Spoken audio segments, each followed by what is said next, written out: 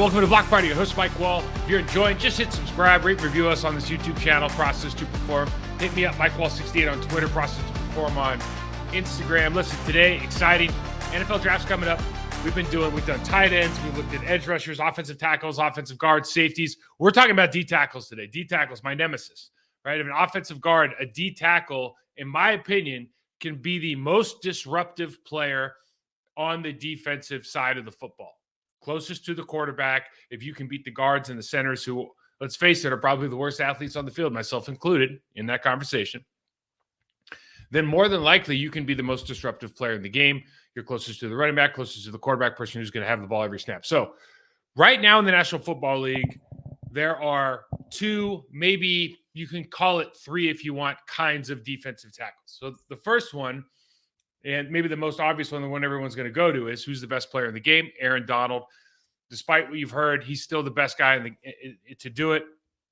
Aaron Donald has a rare combination of leverage, and we don't talk about his height being a problem. He's actually so short that he has a leverage advantage on everybody else. He is not heavy. I've heard anywhere from 265 to 295. Which sounds absurd at 265, but I've heard 265 to 295, but he has freakish, cartoonish strength. So he's got leverage, he's got strength, and he's explosive. Now, I don't know what his 40 time is, but I'll bet you his short shuttle and his 10 are top notch. Okay, so you have that guy. And he's got a myriad of moves. He's good with his hands. He can play with leverage. He gets close to the body. He does everything. Good footwork, work ethic, works harder than everybody else, professional. That's one guy.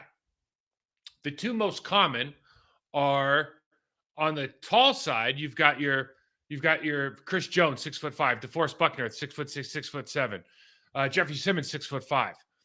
Big, strong guys, long armed, can get into your body, play the power game, can play the arm game, can get you off balance because of their leverage, their use of hands, can get you off balance because of their sheer size, can go into the bull rush. We could even probably throw Dexter Lawrence in that conversation, even that he's a nose tackle, much, much heavier guy, but you're just talking big dudes, okay? Then you have your 6'3" guys. And your 6'3" guys, Quinnen Williams. I want to mention special Cameron Hayward has been doing it at such a high level for so long. Cam Hayward's unbelievable. But Quinnen Williams, talk about the two guys from the Washington Commanders, Jonathan Allen and Daron Payne. 6'3", 6'2", 305, 315 pounds, explosive, fast, can get into your body, quick enough to get the edge.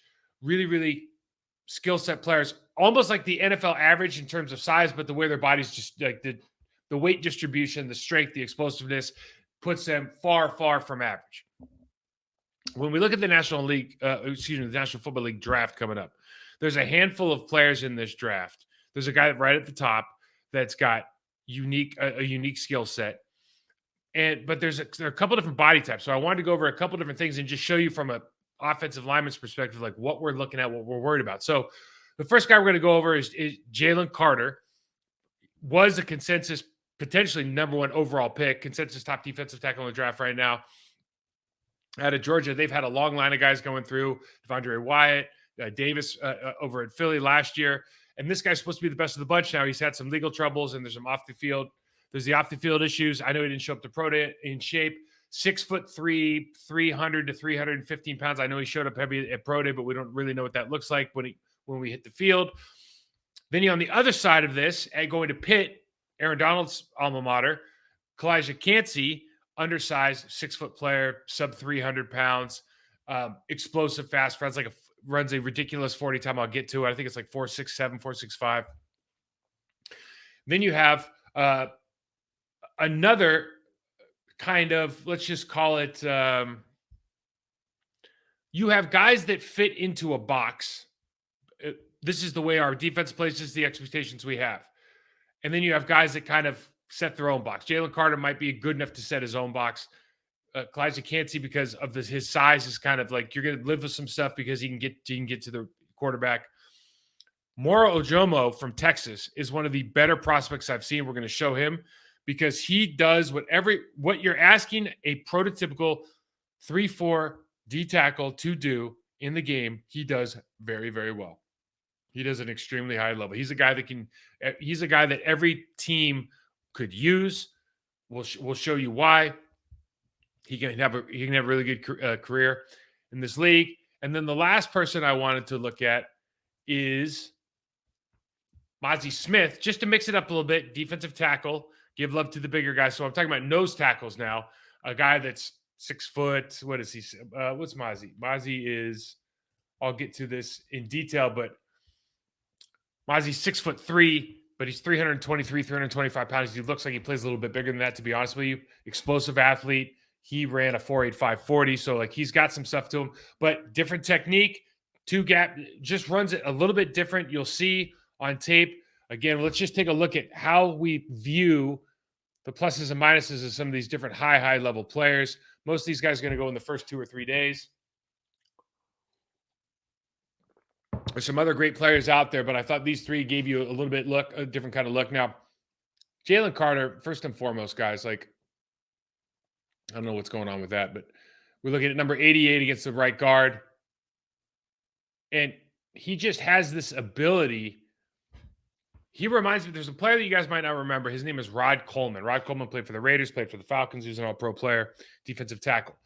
Rod was not like a chop club rip, not a double swipe rip, not a double swipe chop, not a stab to a rip outside.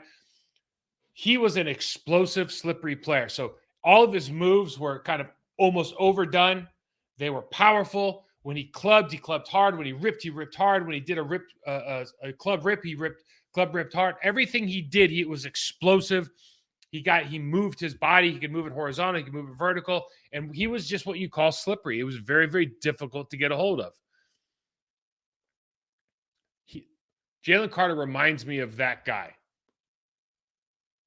You just see the explosiveness when they run the games. He can get inside leverage on the tackle. I just love the way that this guy, he can 2 gap, he can play 2-eye. He's actually the most dangerous against a guard at 2 technique. You see the backside. He's just a quick moving human. He's playing against Anthony Richardson here. The Florida line's pretty good. See Osiris here at number 54 is going to be a first-round draft pick in the National Football League. Now, because of his stance, because of the way what they asked him to do in the Georgia defense, he does get up a little high. We saw that with Devontae Wyatt in the Green Bay Packers, Georgia draft pick from last year. He does play a little bit high at times, especially for a guy who's 6'3". So he can get double teamed and blown off the ball a little bit. Doesn't have a really good comeback for it as of now. See him over the right guard again.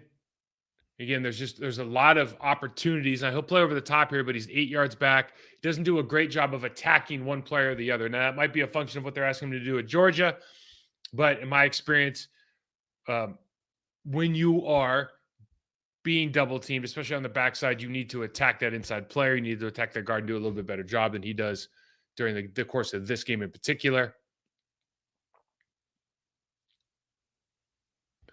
You see he can get kind of swallowed up using that position. So one thing that you like to do is when your guard takes lateral read steps, because he's probably playing a gap and a half here because the Georgia runs that they oftentimes run in that 3-down line.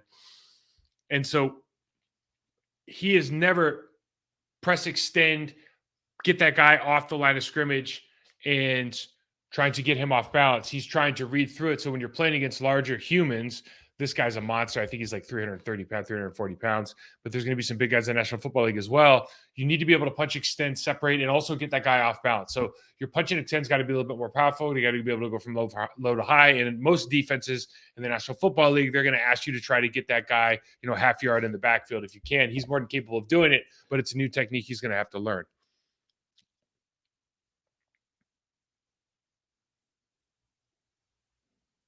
You see here, the inside move, now you talking about Quinn Williams. Like, what does this guy bring to the table? He can do this. And I'll rewind this one right here. Bang, bang. Okay, so he goes from upfield 2 steps, and he can go completely horizontal. And you see already this guard's got wide feet, right? So if he goes horizontal, the guard's not going to be able to recover.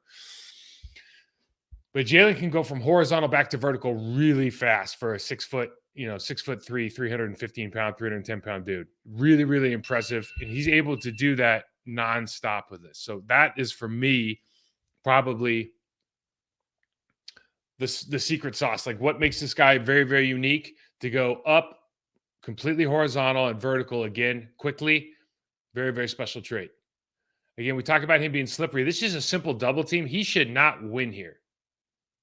Okay, that's just there's no way that's a win. Go back here and watch this again. So you got a double team with the right guard. The right guard is going to bang off and go help with the right tackle on the defensive end.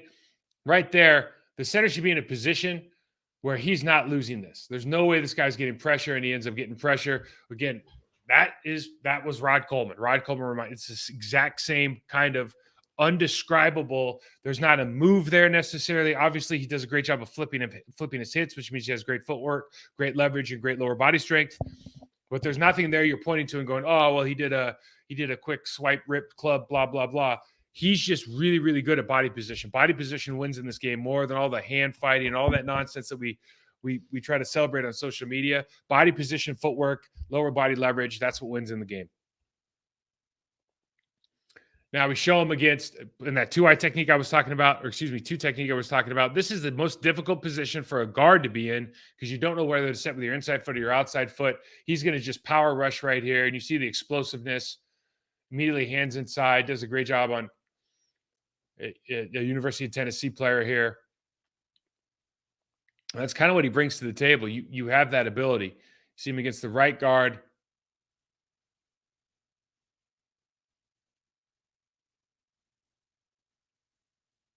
And again, he just has this arm over. It's not a difficult move, but he's so explosive. He does his moves with such explosion that it's like a timing thing. It's like somebody's dancing to a different beat, right? And so you have your rhythm down. Again, it's a real estate game in the offensive line room. You have your rhythm. He has his rhythm. If you guys aren't on the same page, right? Then every once in a while, like what you think as an offensive line, when you think it's time to punch, it's actually the time's already passed. And that's what Jalen Carter brings to the table, I think, more than anybody else I've seen on tape on this year's draft. Now, I don't know where he's going to fall because of all the stuff that's going on. You hear that his agent is not taking visits outside of the top 10. Who knows how that plays out for him? Not really my business. Now, Kalijah Cansey's guys are rising up the board. I'm going to tell you right now, I was at the Senior Bowl when Aaron Donald was there. And I remember thinking like, oh my God, that guy's small.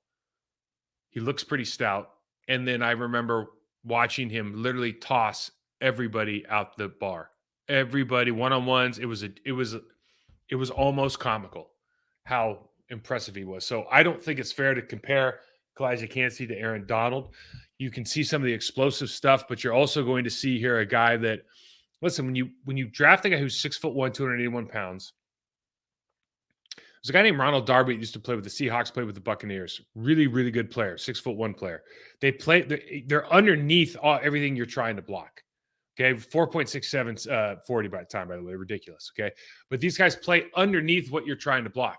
Now, there's some different ways you can combat that, but just off the ball, you can see the physical attributes that he has from a first step explosion standpoint.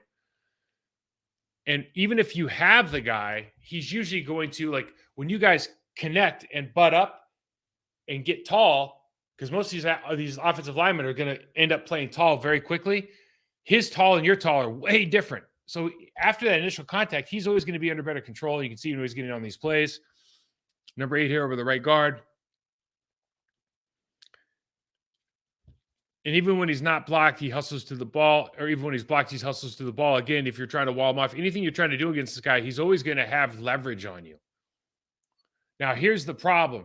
As opposed to an Aaron Donald, okay, when he gets doubled, he doesn't do a good job of using his hands, attacking, trying to get skinny, or either attacking one of the guard or the tackle.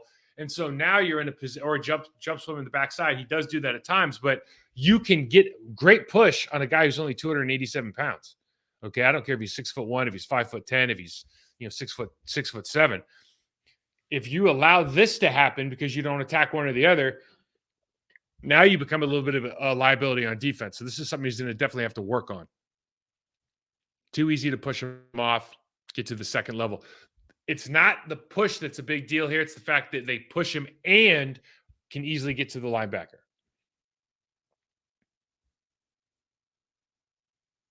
Now, this is what you do like to see, and we'll rewind this one, I believe. So he gets that double, but now he's attacking. You can see that he's got 67 inside hands, right? He's got inside hands on the right guard. So what happens is when the center comes over and tries to push, now he can reload on his leverage, win out, and now he gets in on the tackle. And this is, even though he doesn't finish it here, he makes the play. This is the difference. If you can attack and win with hands, then the double team all of a sudden becomes a moot point. Okay, if you don't win with hands, you've got a real problem because you are only 285 pounds and you got 600 pounds of force coming at you downhill.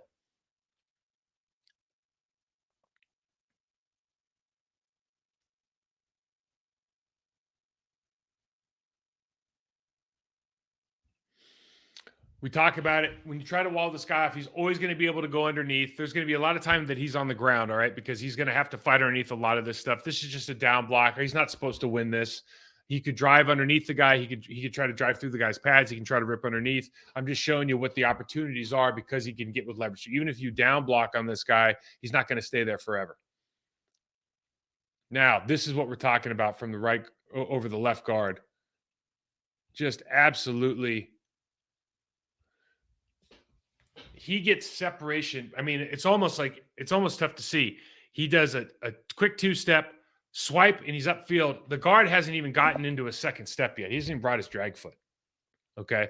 And now that's probably part of the guard's fault. But you're saying even at the NFL level, you see a lot of guards getting in a position where their feet are too wide. And this guy has to open up now. He's either going to have to hold because Kawhi's just way too close to his body. Or he's just going to have to open up and try to push him by, which is impossible because he's already at his hip. Okay, so that quickness, that outside move right there is lethal, and that translates. That's why he's probably going up people's draft board. You see he switches to his right foot stance, his ability to get outside and up here. Just, again, I don't care if he makes the play here or not. I'm just showing you, like, this kid can really move 4.6740. He can move at a high level. Now, this is another thing, and this is kind of an Aaron Donald-like idea. If you know, right now, I look at that left tackle, and I know that left tackle is coming down because of where he's got his weight in his stance. If he's reading that, and he sees it as well, which it looks like he does these next two plays, easily pushes outside, okay, can get upfield quickly. He's got those kind of quicks. We'll see one more here. See where the tackle's head's at. Comes outside again, beats him badly this time. And these are NFL ready. These are game day ready moves. Those will work in the National Football League tomorrow. Now, this is where it's just where you go, okay, if you want to be like your predecessor at Pitt, you got to get a little bit more lead in your pencil. You got to attack the edges a little more. You got to get into the person's body a little bit faster, okay? What happens with smaller guys is if I can keep you at arm's length on your first move, you're done. Because you just don't weigh enough. You can't generate enough force to move me. You have to get into my body now. You have to create an edge. You have to make me uncomfortable now. You have to get me off my rhythm now. You have to get my hips turned now. If you don't, if you just stand up and dance with me and do any of this, it's over. The game's over because you just don't weigh enough. Over the left guard now, same idea. He should never, in my opinion, should never get locked up with his first step. He should never get locked up in college. Nobody should ever be in this position. No one should ever win inside hands because you have too many weapons. First step, turn your shoulders. Never get two hands inside on your chest. This is something he's going to have to work with. This is just a reps thing. This is not indicative of whether or not he's going to be successful. We've seen the traits that are going to make him successful. If he's a hard worker, if he's got a good coach, he's going to be able to get rid of this issue quickly. But this issue right here, if he got in front of anybody in the NFL worth their salt, he's going to get two hands in his chest, put handlebar. You might as well put handlebars on your pads because they're just going to hold on. See the chop. I just like that he does the chop club and go right back inside on the tackle, man. That's just a beast move. We see here, and this is how, when you're thinking about blocking a guy that's shifty but small, this is what the offensive line talks about. Okay, it's like, okay, if we're going to commit to a run game, pass game, I want the first guy to force him inside to the center like this, because the center should be able, at this point, once he has to deal with wiping away the guard, ripping away the guard, stepping inside of the guard, shimmying the guard. Now it's like I get a bear hug you, whatever you want to call it, hold, whatever. As a center, I'm 315, you're 285. Like you have a real problem now because I got 30 pounds on you in a small space. You can't use your hands. Okay, so this is the kind of stuff that you expect him to win on. Excuse me. This is the kind of stuff that the offensive line expects to have success with. Same thing here. The center is just being patient. He knows he has inside help with his. He knows the right guard's coming to help. He can be patient here. And once he does that, he gets him to turn sideways. Like, game's over, right? So these are the kind of, he's just out of the play, huge hole. Okay, so those are the kind of things that you're looking at a guy like Kalijah Cansey. He's got a lot of fast twitch that you love. You love the speed. You have to teach him how to play with strength and leverage every single snap, because you will get worn out in the National Football League with the big boys up front. Moro Ojomo, I really had not watched this guy, and I don't even know how many games he starts. They've got two monsters inside. I think one of them is going to be a high draft pick as well. But this kid can play. I think they're all seniors, so they might all be in the draft. But this kid he's 6'3", 285 pounds. He's not a great athlete. I think I'm trying to remember back without insulting anybody, but there are a ton of Josh Evans is the guy that comes to mind. He had great hands. Okay. Josh Evans, the guy who played for the Jets, played for the Tennessee Titans.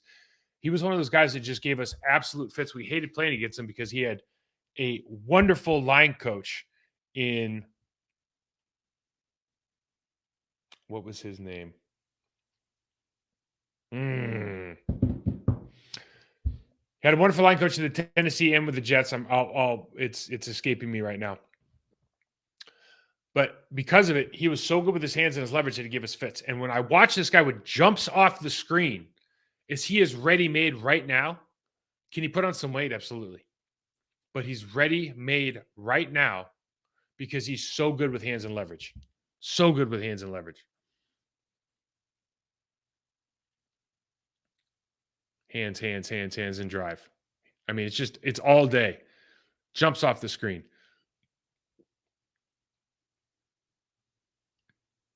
See him jump through here. Again, so the difference between these players, this guy isn't that explosive. He's not that big, right? He's not a game changer. Jalen Carter can be a game changer. You can center your defense. Jalen Carter, you put him in, you go, all right, we're going to build our defense around this guy. You can do that. He's that kind of talent. Kalijah Cansey, because if he develops a little bit more, because of his unique skill set, he's kind of a game changer. And in other words, you could get to the point with him, you're like, oh man, I got to double him every game. Like, we're going to have to double him all the time. Like, we can't get into third down and I got a 4.67 40 time guy running against my right guard. Like, that's a problem. Okay. This player, within the structure of what you're asking your defensive tackles to do in your system, he does as well as you're going to find. I'm just talking about with it strictly like by the book. If you drew up, this is what it's supposed to look like. I want you to stack and shed. I want you to rip through. I want you to attack this gap. I want you to win with your inside hands. I want you to have good. This guy does that to a T. Physically, he's a good athlete. He's not where those guys are, elite. But technically, football IQ, I'm super impressed with this guy. Really, I probably enjoyed watching him as much as anybody I've watched. Over the right guard here. This is just a freebie. I just sometimes you get a freebie, man. You got to take advantage of those when you get a chance. You see the inside move here, all the way across, cutting it off, making the running back turn back. Okay, we just talked about this is a double team. What does he do? He attacks the heck out of that guard and leaves him so they get no movement at the line of scrimmage. The tackle doesn't know what to do. He's turned sideways. He's never going to rise up to that linebacker now. Okay, inside hands, leverage. I mean, this is for college. This isn't sexy, right? For college, dude, this is such a big deal. For the pros, there's so many guys in the pros that don't do this well. That's big time. Over the left guard here. Again, steps in there. They have a 2-eye double team. And what happens is because he takes that inside step and attacks that center, the guard can't two-hand, one-hand punch into him, right? Because his footwork's not proper. Can't really get into that with his shoulder pads, can't turn him. So now he's going to create a problem here at the line of scrimmage. Again, some of these times when we watch tape, I don't care that the quarterback didn't hand this ball off. Like, I want to see, because these guys are trying to run the football. Offensive line and the running back think they're going to get the ball. Okay, so we want to see how these react. So even though he throws a hitch out here, this center's beat, man. 98 does oh boy. 98 does a phenomenal job on that. See him against the right guard here. What I wanted to demonstrate here is when you just think about mesh TEs, kind of stuff you want to run in the National Football League, this right guard does a terrible job. He does a terrible job. But inside leverage on the tackle, so they're running the TE so that both players can win. So if the right guard happened to try to actually block 98, he'd have to turn his hips. He gets to attack the inside portion of the right tackle, so he has inside leverage now going at the quarterback. This is a phenomenal. Again, technically, this is just exactly what you're asking for from your defensive tackle. Got a tight 3 now. Moves down to 2-eye. Look at the hands. Double extension. Running back has nowhere to go. Ends up getting in on a tackle. I mean, it's just a phenomenal every time. And again, guys, I don't sit here and just like cherry pick plays. I hit start, go to play 8, go to play 3, whatever it is, and watch like 3 series. Move it down to the third, fourth quarter. Watch a couple more series. I'm not cherry picking these plays. This pops out on tape every single time you watch this guy. The double team takes 2. They can't get off.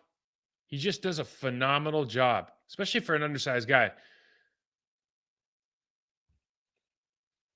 Backside.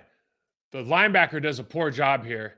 He should get off on this earlier. But you see how Morrow's fighting against that right guard so he can't get up.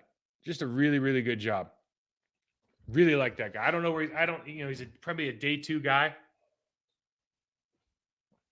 I can tell you I'm a huge fan. He's a great pickup. I don't know if he's a starter, but he's in the rotation that is the National Football League now with defensive tackles. Like, that guy he's solid, man. Run and pass. He can just flat out play football. He's a football player. Okay, last guy we got. Big guy. Michigan, 6'3", 323. I picked him because he ran a 4.85, and I'm going, oh, like 4.85, that's pretty fast, right? And this is where, these guys are just not sexy picks. So you see the square stance. Is he playing 2 gap? Is he playing gap and a half? But what happens is it looks like, because of the speed of the play, especially this Ohio State game, he's reading. He's always a step slow. Now, what we want to focus on really with this player is, does he step properly and he's his hands inside? Can he play with leverage? Okay. Because if he's reading, he's always going to be a step slow. It just is what it is. Fights over the top. What I didn't like about this tape, especially early when I turned it on, was he didn't really get in the stance very quickly. He was a little bit late to the snap often. This happens a couple times in a row. Gets blown off the ball a little bit here. You just got to be ready.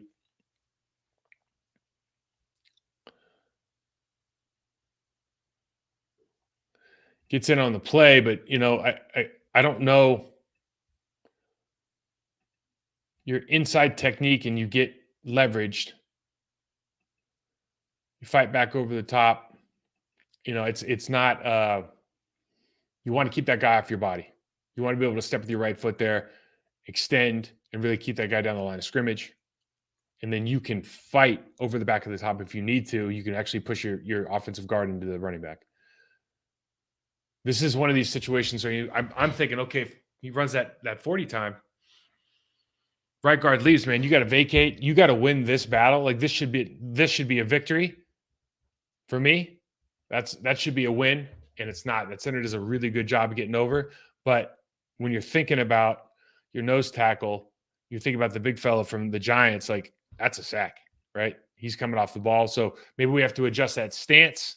Maybe we have to adjust the way he steps into a read maybe a little bit more. Again, this is a very specific defense, but there are some qualities here that you have to like, especially from the physical standpoint of that 40 time jumps off the screen, given his size.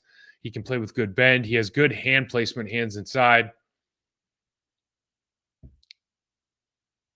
You see, he does a good job here of attacking. We talked about this earlier. When you get that double team, if you can attack that first guy, he's attacking that guard now, turns his shoulders, and keeps him on the line of scrimmage. This should be an easy play for 25. He does a great job here. 25 just doesn't make the play, quite frankly. That's a good job by the defensive tackle. I thought it was just kind of a fun play that shows athleticism. So, so he knocks the first round draft pick tackle on his backside.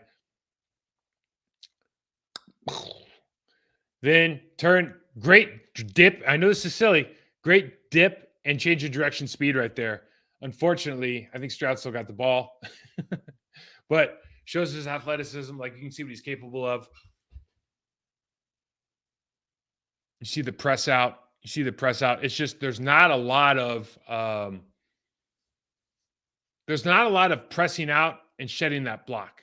And so the problem is if you're playing like a 3-4 and you're just on that center the whole time, that's one thing.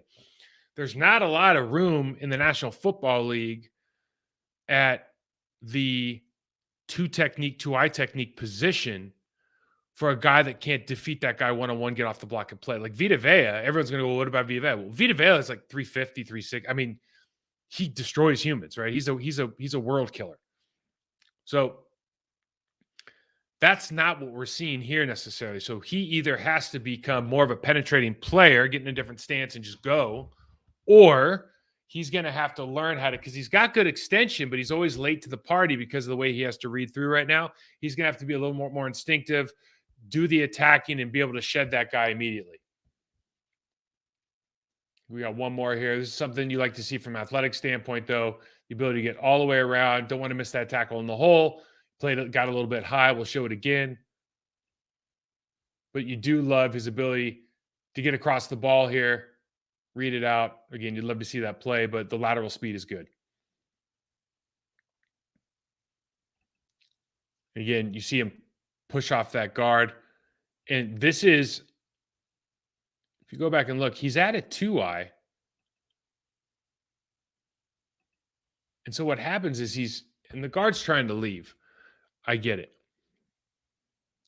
But you have to be like this. You need to either throw this guard out the bar or you need to attack the center, right? If the guard's trying to avoid you, you can split it. Like you have options here. You can split it. You can attack the center, right, on his outside shoulder because you're going to be able to penetrate, or you can throw this guy out the bar. You got to do one of the three things. And that's kind of what we would be looking for here if we're looking at a pro guy.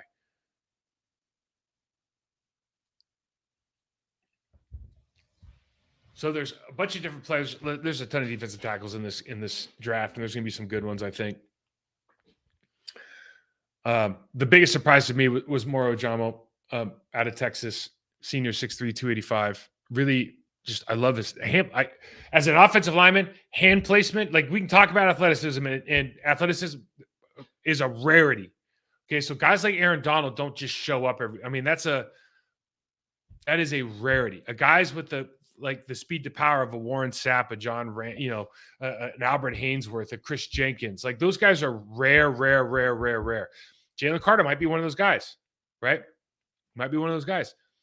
Kalijah Kancey might go from a really, really good pro like Darby, like we were talking about earlier, to a guy that's like a generational talent like Aaron Donald. But right now, like having that comparison is really, really, really premature.